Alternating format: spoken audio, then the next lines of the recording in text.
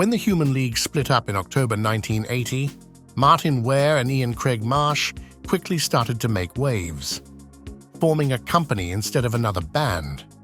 But Ware, who felt it was the least hypocritical way for a group to make a living, and Marsh, the band's accountant until 1983, had a better understanding of economic realities than most and were ready to apply it to their true passion, bringing their all-synthesizer approach to the soul and funk music they loved.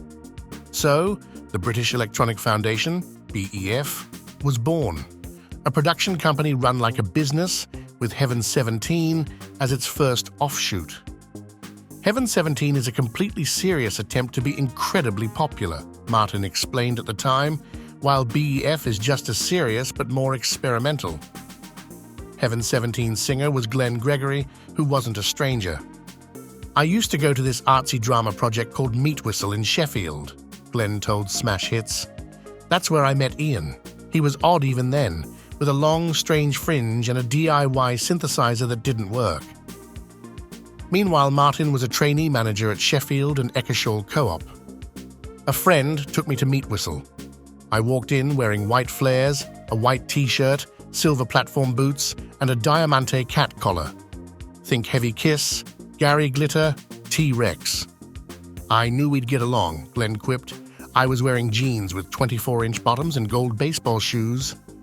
Glenn and Ian formed a group called Musical Vomit, playing unappreciated songs like Denim Mind and Whip King of Mars at the Bath Arts Festival.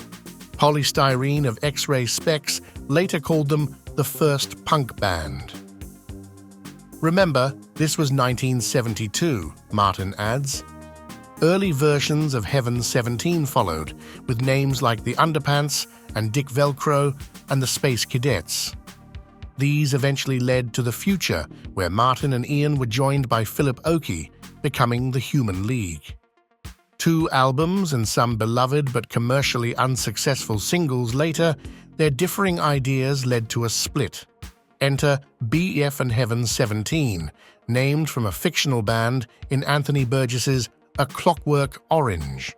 Other names considered included Johnny Zhivago and Goggly Gogs. Goggly Gogs was on the shortlist, Martin chuckles, but Heaven 17 was better. Their first single, We Don't Need This Fascist Groove Thang, released in March 1981, caused a stir and was banned by the BBC for its political content. Ian recalls, Radio 1 wouldn't play it because of its political opinion, and the Reagan assassination attempt didn't help. We even tried renaming it to We Don't Need This Axis Groove Thang, but no luck. The single reached number 45, with subsequent singles like I'm Your Money and Play to Win faring no better. However, their debut album, Penthouse and Pavement, made it to number 14 in the UK album charts and did well in Europe and the US. Interviews at the time revealed the band's playful side. Martin described the songwriting process as hammering away at not very complex chords on a Casio keyboard, while Ian and Glenn play pool for hours. Glenn saw himself as the Joker, lightening the mood during recording sessions. Their second album, The Luxury Gap, released in May 1983, was a breakthrough. Let Me Go reached number 41, followed by 3 top 10 hits, Temptation, Come Live With Me, and Crushed by the Wheels of Industry.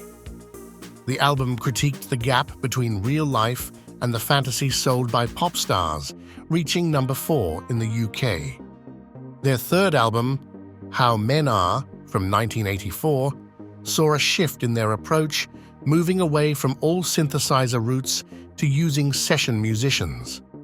While the singles were less successful, the album reached number 12 in the UK. Heaven 17's humor was a constant. In 1983, they rewrote the Nativity story using a computer to insert random Christmas-related words, resulting in hilarious nonsense, though it provoked some controversy.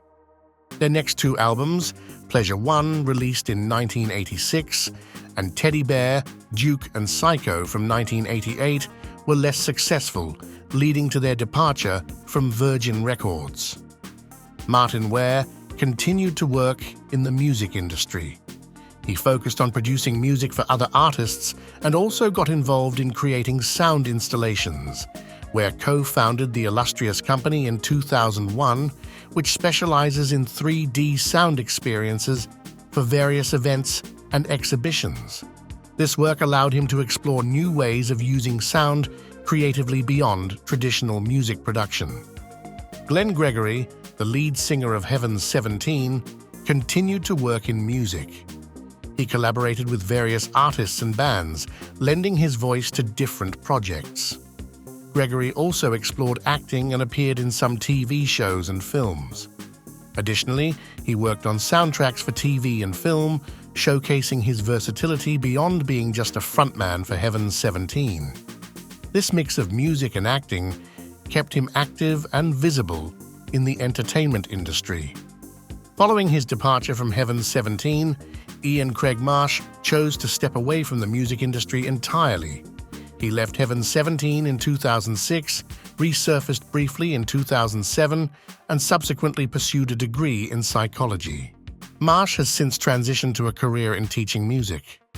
British Electronic Foundation's Music of Quality and Distinction Volume 2 came out in 1991, and a remix of Temptation reached number 4 in 1992. Heaven 17 released the album Bigger Than America in 1996. Although it didn't chart in the UK, it found some success in Germany. Following the release of this album, they toured with Erasure in 1997. Their live album from the tour highlighted their electronic roots. Being Boiled was a notable track, written by Martin and Ian, and Glenn always felt he should have been the original singer for the Human League. After the tour, Heaven 17 continued to be active in the music scene, performing live and releasing new material.